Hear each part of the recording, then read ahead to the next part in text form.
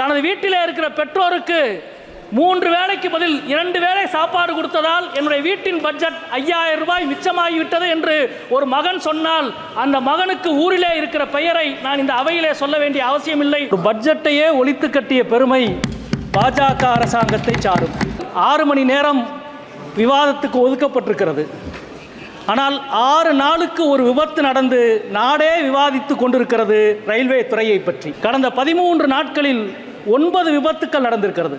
தமிழ்நாட்டினுடைய ரயில்வே திட்டங்களை பற்றி பேசினார்.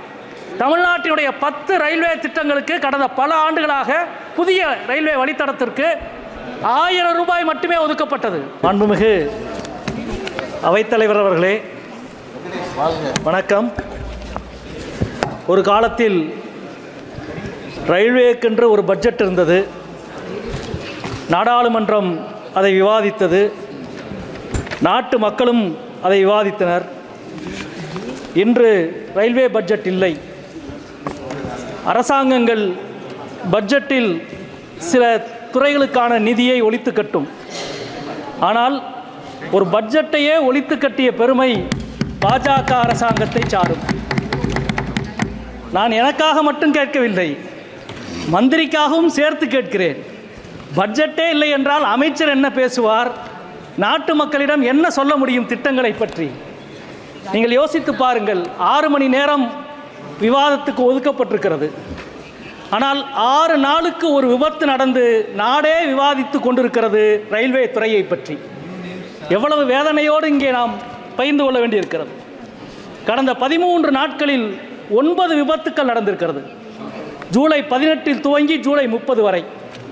ஆனால் பொது பட்ஜெட்டில் கவச்சந்திரம் பற்றிய ஒரு சொல் கூட இல்லை. அதை அவுட் சோர்சிங் செய்யாமல் ரயில்வே துறை S&T டிபார்ட்மெண்ட் மூலம் அதை உருவாக்கலாம். அந்த முயற்சிகளை மேற்கொள்ள வேண்டும். ஆனால் இங்கே தலைகீழாக நடந்து கொண்டிருக்கிறது. நாம் மேம்படுத்தப்பட்ட பயணத்தை பற்றி விவாதிக்கவில்லை என்றால் நாடு விபத்தின் கோர மரணங்களை பற்றி தொடர்ந்து விவாதித்து கொண்டே இருக்கும். இங்கே நாம் எதை அனுமதிக்கப் போகிறோம்? மிகுந்த வேதனை என்னவென்றால் ரயில்வே துறையினுடைய பிங்க் புக் ஒவ்வொரு மண்டலத்திலும் எவ்வளவு நிதி ஒதுக்கீடு செய்யப்பட்டிருக்கிறது, அகல ரயில் பாதைக்கு எவ்வளவு, இரட்டை பாதைக்கு எவ்வளவு, மின்மயமாக்கலுக்கு எவ்வளவு என்ற விவரம் பிங்க் புக்கில் தான் இருக்கும். பிங்க் புத்தகம் பொது பட்ஜெட்டுக்கு அடுத்த நாள் இதுவரை வெளியிடப்படும். ஆனால் இன்றைக்கு வரை ரயில்வே துறையின் பிங்க் புக் வெளியிடப்படவில்லை. ரயில்வே துறையினுடைய அதிகாரிகளை அழைத்து பேசினால் சொல்கிறார்கள், ஆகஸ்ட் 12க்கு பிறகுதான் நாங்கள் வெளியிடுவோம் என்று சொல்கிறார்கள். அதாவது இந்த கூட்டத்தொடர் முடிந்த பிறகுதான் பிங்க் புக் வெளியிடப்படும் என்று சொல்கிறார்கள். மிக அதிர்ச்சியாக இருக்கிறது. இதற்கான காரணத்தை மாண்புமிகு அமைச்சர் இந்த அவையிலே தெரிவிக்க வேண்டும் என்று நான் நினைக்கின்றேன். ஆவணத்தை வெளியிடாமலேயே எதை பற்றி விவாதிப்பது? மிகுந்த வேதனையாக இருக்கின்றது. நீங்கள் எங்களுக்கு சந்தேகமாக இருக்கிறது. பிங்க் புக் ரயில்வே வரலாற்றில் இதுவரை இத்தனை நாள் வெளியிடாமல் இருந்ததில்லை. இப்பொழுது இது ஏன் நடக்கிறது? இங்கே மூத்த உறுப்பினர் அண்ணன் செல்வ கணபதி அவர்கள் தமிழ்நாட்டினுடைய ரயில்வே திட்டங்களை பற்றி பேசினார். தமிழ்நாட்டினுடைய 10 ரயில்வே திட்டங்களுக்கு கடந்த பல ஆண்டுகளாக புதிய ரயில்வே வழித்தடத்திற்கு 1000 ரூபாய் மட்டுமே ஒதுக்கப்பட்டது. தொடர்ந்து அதை இந்த அவையிலே நாங்கள் பிரச்சனை கிளப்பியிருக்கிறோம். போன ஆண்டு 100 கோடி 150 கோடி ஒதுக்கப்பட்டது. ஆனால் பின்னால் பாதுகாப்பு நிதியிலிருந்து அது ஒதுக்கப்பட்டது என்று சொல்லி அதை திரும்ப பெற்று விட்டார்கள். இந்த ஆண்டு என்ன நடக்கிறது என்பது தெரியவில்லை. ஒருவேளை ஏற்கனவே பொது பட்ஜெட்டிலே செய்த அநீதியை தமிழ்நாட்டுக்கு ரயில்வேயிலும் செய்யப்பட்டிருக்குமோ என்று நாங்கள் அச்சப்படுகிறோம். அந்த அச்சம் பொய்யானது என்று அமைச்சர் சொன்னால் எங்களுக்கு மகிழ்ச்சி. தமிழ்நாட்டுக்கு உரிய நிதியை நீங்கள் ஒதுக்கீடு செய்ய வேண்டும். ஆமாம், ஒதுக்கீடு செய்ய வேண்டும் என்று நான் இங்கே கேட்டுக்கொள்கின்றேன். நண்பர்களே, நீங்கள் ஆச்சரியம் என்னவென்றால் இந்த அவையிலே தாக்கல் செய்ய வேண்டிய புத்தகம் தாக்கல் செய்யப்படவில்லை. ஆனால் தேர்வு அறையிலே தாக்கல் செய்ய வேண்டிய வினாத்தாள்கள் 10 நாளைக்கு முன்னாடியே வெளியாகிறது. விசித்திரமான ஒரு அரசாக இந்த அரசு நிகழ்ந்து கொண்டிருக்கிறது. இந்த அவையில் உங்கள் மூலமாக நான் மாண்புமிகு அமைச்சர் அவர்களை கேட்டுக்கொள்கிறேன்.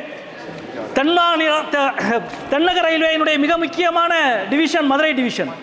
மதுரையினுடைய போக்குவரத்து நெரிசல் உங்கள் எல்லோருக்கும் தெரியும். மிக கடுமையான போக்குவரத்து நெரிசல். திருவனந்தபுரத்துக்கு பேட்டை ரயில் நிலையம் இருப்பதைப் போல சென்னைக்கு சென்ட்ரல் எக்மோர் இருக்கிறது. அது போக தாம்பரம், ராயபுரம் இப்பொழுது புது முனையமாக விஸ்தரிக்கப்பட்டு கொண்டிருக்கிறது. அதே போல மதுரையை கூடல் நகர் முனையத்தை புது முனையமாக அறிவிக்க வேண்டும் என்று மாண்புமிகு அமைச்சர் அவர்களை கேட்டுக்கொள்கிறேன். அங்கே போதுமான நிலம் முழுமையாக இருக்கிறது. அதே போல தூத்துக்குடியினுடைய துறைமுகம், பல சிமெண்ட் ஆலைகள், இதன் மூலமாக கடுமையான போக்குவரத்து நெரிசல் சரக்கு வண்டிகளால் மதுரை முனையத்திற்கு ஏற்பட்டிருக்கிறது, மதுரை சந்திப்புக்கு. அதற்காக ஒரு புதிய பைபாஸ் உருவாக்கப்பட வேண்டும். சோழவந்தான் செக்கானூரின் வழியாக செவரக்கோட்டையிலே போய் சேருகிற புதிய பைபாஸ் உருவாக்கப்பட்டால் 27 கிலோமீட்டர் மிச்சமாகும் என்பதை இந்த நேரத்திலே நான் தெரிவித்துக் கொள்கிறேன்.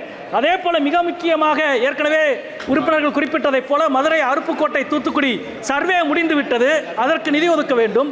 அதே போல மாண்புமிகு அமைச்சரை நான் மிக பணிவோடு கேட்டுக்கொள்வது, மதுரை, மேலூர், திருப்பத்தூர், காரைக்குடி புதிய வழித்தடம் பல ஆண்டுகளாக சொல்லப்பட்டு கொண்டிருக்கிறது. அதற்கு ஒரு டோக்கன் அமௌண்ட்டாவது நீங்கள் ஒதுக்கீடு செய்ய வேண்டும். ரயில்வே அமைச்சருக்கு ஒரு பட்ஜெட்டே வேண்டும் என்று நான் கேட்டுக்கொண்டிருக்கிறேன். எங்களுக்கு ஒரு டோக்கன் அமௌண்ட்டாவது நீங்கள் ஒதுக்கீடு செய்ய வேண்டும் என்பதை நான் இந்த நேரத்தில் கேட்டுக்கொள்கிறேன். அதே போல மூத்தோர்களுடைய பயணச் சலுகை அது கடந்த 3 ஆண்டுகளாக நிறுத்தப்பட்டு விட்டது. 6 கோடி பெரியவர்கள் ரிசர்வ் பண்ணியும் 6 கோடி மூத்த குடிமக்கள் அன்ரிசர்வ்லும் பயணப்பட்ட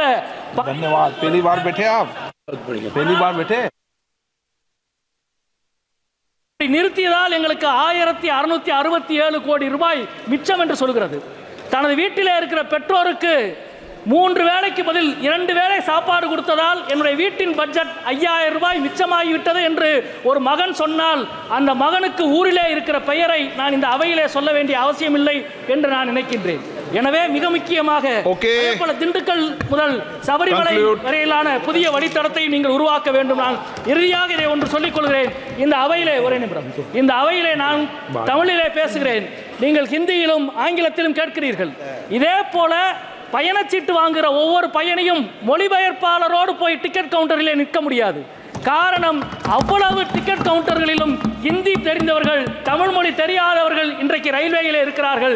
எனவே ரீஜனல் ரெக்ரூட்மெண்ட்டை RRB உறுதி செய்ய வேண்டும் என்று மாண்புமிகு அமைச்சர் அவர்களை கேட்டுக்கொள்கிறேன். குறிப்பாக தமிழ்நாட்டுக்கான திட்டங்கள், இந்தியாவிலேயே அதிக நகர்மயமாக்குற ஒரு மாநிலம் தமிழ்நாடு. சென்னை, கோயமுத்தூர், திருச்சி, மதுரை, ஓசூர், தூத்துக்குடி, திருநெல்வேலி என்று 10க்கும் மேற்பட்ட நகரங்கள் இருக்கிறது. எனவே உள்கட்டமைப்பு மிக முக்கியமானது, அதில் ரயில்வேயின் பங்கு மிக முக்கியமானது. எனவே நீங்கள் தமிழ்நாட்டை வஞ்சிக்க கூடாது, உரிய நிதி ஒதுக்கீடு செய்ய வேண்டும் என்று கேட்டுக்கொள்கிறேன். நன்றி, வணக்கம்.